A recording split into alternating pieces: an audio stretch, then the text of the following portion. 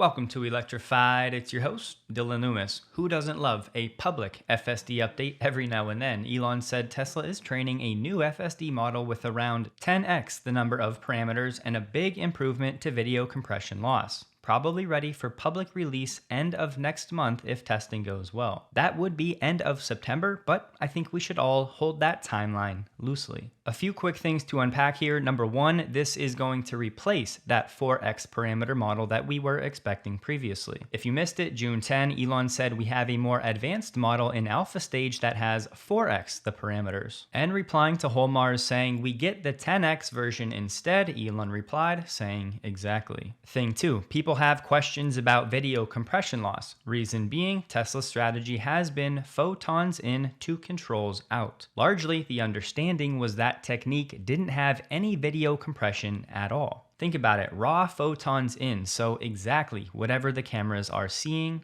directly to output with nothing in between, which wouldn't leave room for any video compression at all. Personally, I always love hearing what James Dauma has to say when he talks about this. Specifically, he said the idea of photon counting is not incompatible with compression. I understand photon counting to be about not doing color space or contrast adjustment or doing any enhancement filtering before feeding the images to the neural net. Most neural net vision systems do pre-processing before feeding the neural net, and Tesla's photon counting was eschewing all of this stuff. Easy memory hack: eschewing is removing. Photon counting adds computation burden to the neural net processing, but it avoids the loss of potentially useful information. It's a step in the software 2.0 direction of having the neural net do everything, and it's also a sign of the neural net getting so good that the filtering is now worthy of pulling into it. Now, that last line of pulling in, I take that to mean whatever level of filtering or enhancement Tesla is still doing and clearly is about to improve on, that's now a direct part of Tesla's neural net rather than being a separate step or a middleman. But overall, even James doesn't know specifically where the video compression is taking place for Tesla. But how is video compression compatible with raw photon counting? Think about this. Certain video footage has frames that change very little frame to frame. Tesla could be getting better at grouping certain pixels that have similar values so only meaningful differences are stored or transferred, which means transferring less data, but Tesla does it in a way that retains the most important information, and it's still technically the raw photons because nothing is being adjusted. Or you could think from a timeline perspective. Step one, Tesla captures all of those raw photons, but then before transmitting it or sending it or storing it, this automatic data shrinking mechanism takes place. But again, importantly, it would not be this extra step. It would be built in to Tesla's neural net, just something that happens. And Phil Beisel, with a background in this world, said, I don't believe these statements are in conflict either, agreeing with James. Phil's interpretation is that the raw photon counts are indeed compressed into a proprietary format for transmission to Tesla's cloud,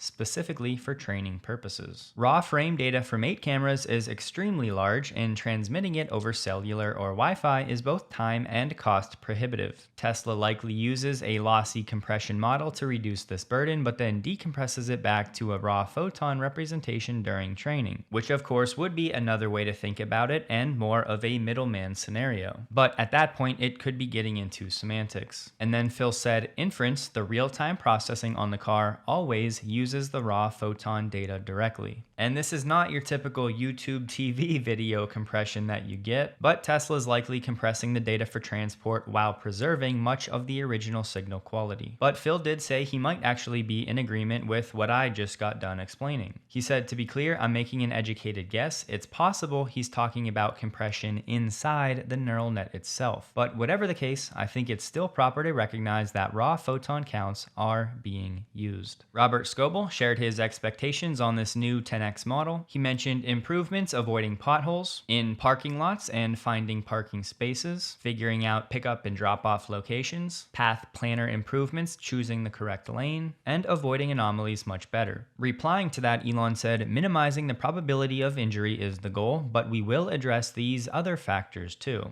If not entirely in this build, then shortly thereafter. The problem, we don't know specifically what Tesla will be prioritizing with this build when it comes to the things Robert laid out. Further, this improvement to video compression loss is a big deal because with 10x the parameter count, the model is going to need very high quality data to avoid things like hallucinations. And just know, increasing the parameters by a 10x does not mean the model is going to be 10 times better. That's not at all how scaling works with machine learning. It's not some linear scale that just depends on the number of parameters that you have. In short, more parameters give you the ability to capture more complex situations with more nuance. But Elon says probably end of September, so I'm expecting it in Q4. For Hardware 3 owners, it's status quo. Tesla's focused on unsupervised for AI 4, and then whenever that happens, Tesla will decide what to do with Hardware 3 once they figure out unsupervised on AI 4. The Tesla story in Germany is quite frustrating at the moment looking at sales so far this year. I was hoping things would turn around by now with the new Model Y, but that's not yet the case. And while we're on the topic of very unfortunate things in Germany, I want to share a real quick story about Martin. He was using public Wi-Fi at a cafe, as many do, to check his email. Unfortunately for him, cybercriminals were on the same network. They intercepted his data and got access to his personal info. They were then able to access his financial accounts, leading to a host of unauthorized transactions. A long story short, Martin spent months on the phone trying to reverse the charges while dealing with law enforcement. And guess what? All of that could have been avoided with a simple VPN like Surfshark, the sponsor of this video. Surfshark works on an unlimited number of devices, whether you're at home or on the go. So your phone, iPad, tablet, laptop, desktop, etc., they're all covered no matter where you are, for you and for your whole family. Surfshark encrypts your internet activity so it's completely unreadable to any nefarious actors. Surfshark masks your IP address so hackers can't trace your activity. And the best part, that's just one of the many features of Surfshark. Better deals on flights and hotels, access to new content libraries, a ridiculously easy user interface, and many others. All for less than a cup of coffee per month. So if you'd like to support the work I do here and more importantly, protect you and your family, you can get 4 extra months of Surfshark VPN for free at surfshark.com/electrified, or you can use code electrified at checkout. Replying to TOSV, Elon said, "We're working as quickly as possible to get 100 plus Teslas operating for autonomous ride hailing in the Bay Area and to allow anyone to request a ride. Legally, Tesla cannot use the word taxi or cab in California. So I don't think regulations are the bottleneck for Tesla's fleet expansion in the Bay Area. It likely has more to do with Tesla's own internal validation." Waymo has around 600 vehicles in that area for context, but I think the most encouraging part of this is where Elon said they're working to allow anyone to request a ride, aka it would be open to the public. But yes, that brings with it a host of questions like what wait times and availability would we have if the entire population could download the Tesla Robotaxi app when Tesla has a vehicle fleet of 100? So we'll just have to wait and see. And yes, new invites are continually going out in Austin. I won't cover every anecdote for this. Just know in an ongoing fashion, there should regularly be new invites going out. And yes, there are counterpoints to what's happening in Germany. You can always cherry pick, like Tesla Korea said, the #1 imported car brand in July. The Model Y is the best-selling imported vehicle for 3 consecutive months. And as Roland shared in chart form, things are actually looking good year over year for Tesla in places like South Korea. Part of the reason Tesla called that out is because Tesla Korea recorded its highest sales month since entering the Korean market with over 7,300 units sold in July, most of which were the Model Y. But just know there are certainly some markets around the world where we would have ideally liked to see some recovery in the sales figures with the new Model Y, and so far it's not quite materializing like we were expecting. This right here is such a critical point to understand and to share in conversations. Daniel McGuire from ARC said, "People often compare Robotaxi to human-driven ride hail, but the opportunity is much bigger. In US core counties, ride hail is only about 3% of total vehicle miles traveled on average. Even in San Francisco, it's only around 13%. Think bigger, robotaxis will be everywhere. Sam Corris said Uber and Lyft is only around 1 to 3% of vehicle miles traveled, and they feel ubiquitous. Kathy Wood added, in the most penetrated US geographies, human-driven ride-hail accounts for around 3% of vehicle miles traveled. In an autonomous world, we believe Tesla will dominate personal transportation, transforming a low-margin EV play into a high-margin recurring revenue software as a service play. In short, as robotaxis proliferate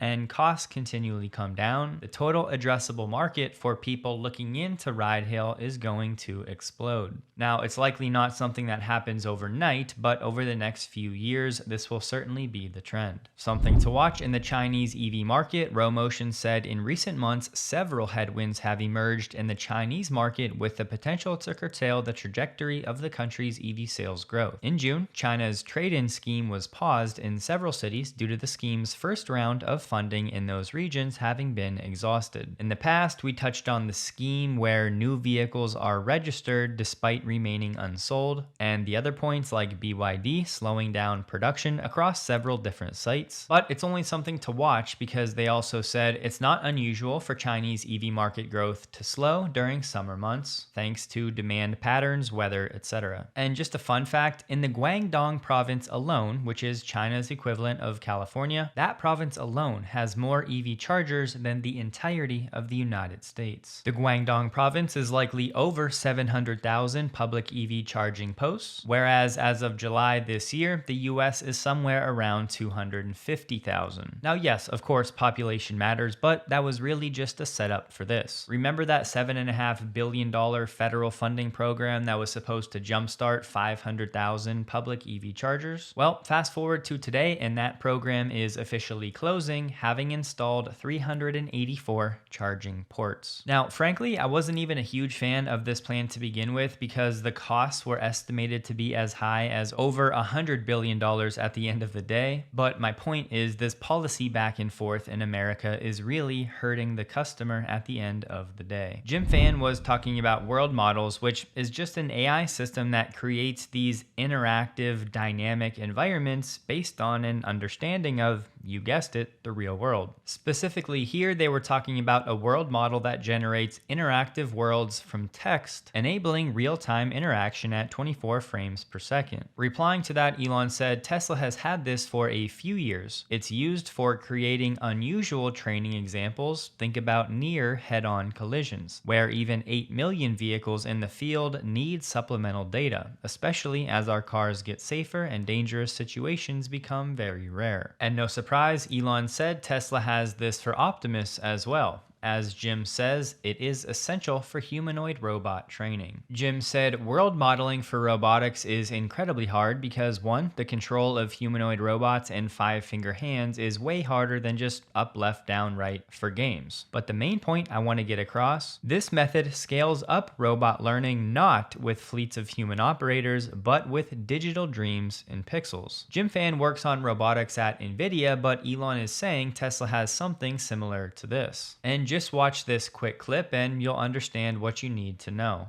Text to output. In short, I would say these world models are in the process of shifting from a more labor-intensive video creation, content creation strategy, where you learn from human video and human data, to one that is more, guess what? AI-driven and based on prompts, which of course would make the actual training process and the data collection process that much more efficient. Now, these AI-driven, prompt-based world models, I think, are relatively new, at least the frontier versions that can really be relied on more and more. So this won't mean instant progress for Tesla's Optimus, but certainly something to be excited about over the next few years. Tesla's winners for the Q2 Supercharger voting have been announced. The winners in North America: Gardner, Montana; Walla Walla, Washington; Willow Springs, Missouri; Steamboat Springs, Colorado; Prosper, Texas; Mount Pleasant, South Carolina; Sandy Springs, Georgia; Wesley Chapel, Florida; Halifax, Nova Scotia; and Troy Rivieres, Quebec. Go ahead and pause the screen for Europe and APAC. And yes, the voting for quarter 3 is now live. I will have this link below. You may have seen Elon and Tesla are being sued again by shareholders who are accusing the company of securities fraud for concealing the significant risk that the company's self-driving vehicles, including the Robotaxi, were dangerous. This a proposed class action. This is honestly so frustrating and so out of hand. I mean, listen to their argument. They said Elon and Tesla repeatedly overstate the effectiveness and prospects for their autonomous driving tech, inflating Tesla's financial prospects and stock price. These shareholders are also mad that on a recent call, Tesla said they were laser focused on bringing Robotaxi to Austin in June, and they're mad at Tesla's claim that Tesla's approach to autonomy would deliver scalable and safe deployment across diverse geographies and use cases. So if you can't see how this is literally happening before our eyes, I'm just not sure what these people are looking at. And Elon said what we should all know by now, it's never actually investors, it's always a you-know-what class action lawyers grifting for their percentage of the verdict. They are the scum of the earth, the worst human being I've ever encountered. I really don't even want to dignify these lawsuits with any of our time, but I want everybody to be aware of what's happening. Hopefully Tesla has no trouble defending itself against this latest attack. Marco said Frito-Lay is building yet another Tesla semi-charging station, but this time it'll also include a massive solar array. The permits were submitted 2 months ago for the installation of 8 semi-chargers at Frito-Lay's Rosenberg warehouse. This along with a 960 kilowatt solar array. And as should be the case where there is solar, there is also Megapack. Tesla's Robotaxi validation vehicles have been spotted in Temple, Texas. That's about halfway between Austin and Dallas-Fort Worth. And that's about an hour and 15-minute drive or 70 miles north of the current geofence in Austin. So the question should be posed, how soon can Tesla connect cities like Dallas, Austin, and San Antonio? In case you didn't see this recent patent from Tesla that talks about technology for the Roadster, and specifically some technology that has previously been banned by Formula One. Tesla will likely be using deployable skirts and a distributed fan array to achieve velocity-independent downforce. This while seamlessly transitioning between maximum pressure-sealed configurations and terrain-adaptive deployments for real-world operation. In short, it's a way to create downforce to keep the vehicle on the road. Now, once Tesla actually does the demo publicly, we'll have a much better idea if they're going to actually implement this tech, and if so, we can certainly revisit this patent in more depth. But just know this is some very interesting engineering. It only lasted 1 race before being banned from F1, and some in that industry say it's one of the most fascinating pieces of engineering in F1 history. It's pretty cool too because you may remember some of the early ties between the Lotus design and what Tesla did with the Roadster, and actually some parts carryover. Well, Lotus was dominating F1 in the late 70s with its ground effect tech. By designing the car's side skirts and underfloor to create a low pressure zone beneath the car, Lotus was able to generate immense downforce without adding drag.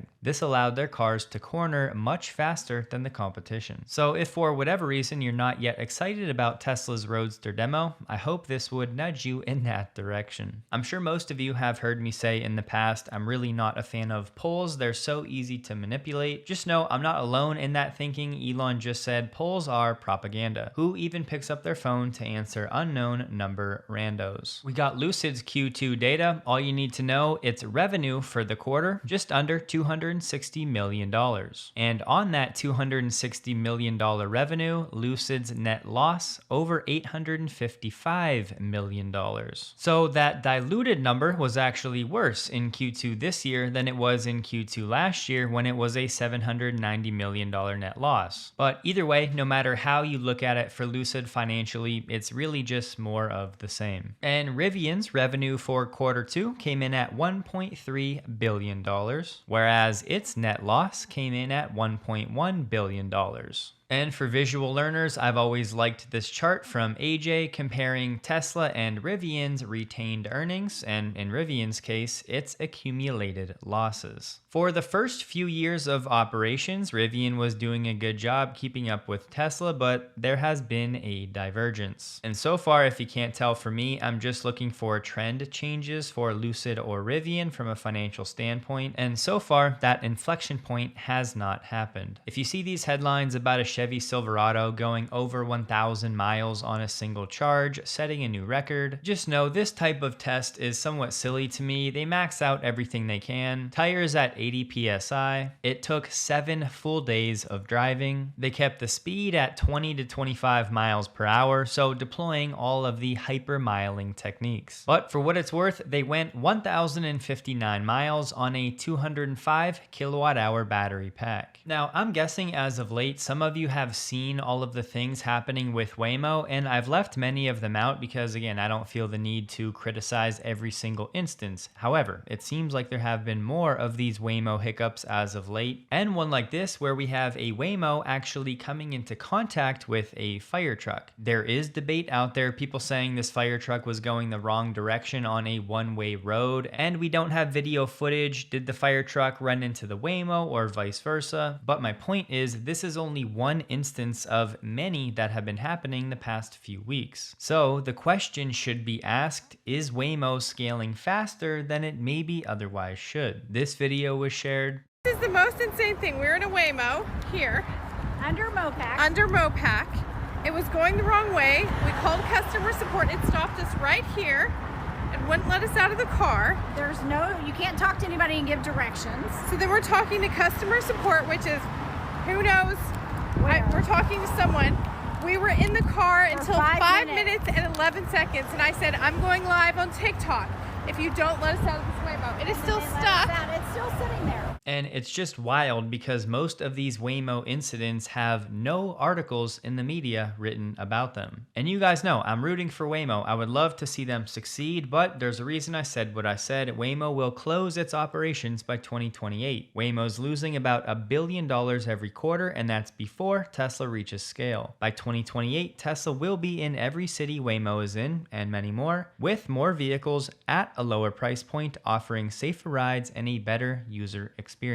And really, the only counter arguments I ever hear are ones rooted in emotion. They have nothing to do with data. Lithium batteries, and specifically LFP, get most of the love as of late. But Peak Energy, a Denver-based battery manufacturer, just announced the launch of the first grid-scale sodium-ion pyrophosphate NFPP battery system in the United States, which will be the biggest of its kind in the world. It's being installed in Aurora, Colorado. Now, it's not a huge project relative to what we see on the lithium side, but they said the deployment will be over 3 megawatt hours. But this one is different because of its patented passive cooling design that was built around the unique thermal stability of NFPP cells. With this one, I think it's safe to say sodium-ion battery storage is out of the lab phase. The LA Eater is reporting that a material amount of the menu at the Tesla diner has been removed. As of now, only 5 sandwiches, 2 sides, 2 flavors of pie, shakes, and some soft drinks were available to order. Tesla Diner's chef Eric Greenspan told Eater over text the menu would be forever evolving, and that the unprecedented demand led to the team scaling down the menu for efficiency. Greenspan said Easter eggs and specials would be added here and there. Other things that have been removed: market salad, club sandwich, hash brown bites, biscuits and red gravy, chocolate chip cookies, veggie patty options for the burger, and some breakfast items like waffles that were once all-day breakfast are now only served in the morning. But overall, it sounds like outside of a few staples at the diner, things will continually change. Cole said $150,000 invested in Tesla stock right now will most likely make you a millionaire, to which Elon said, I think this is probably correct. Tesla stock closed the day at $319.91, up 3.62%, while the NDX was up 1.29%. The volume was 15% below the average. Don't forget, check out Surfshark linked below, grab those free months, and make sure you protect you and your family from potential months of financial headache. Hope you have a wonderful day. Please like the video. If you did, you can find me on X linked below, and a huge thank you to all of my Patreon supporters.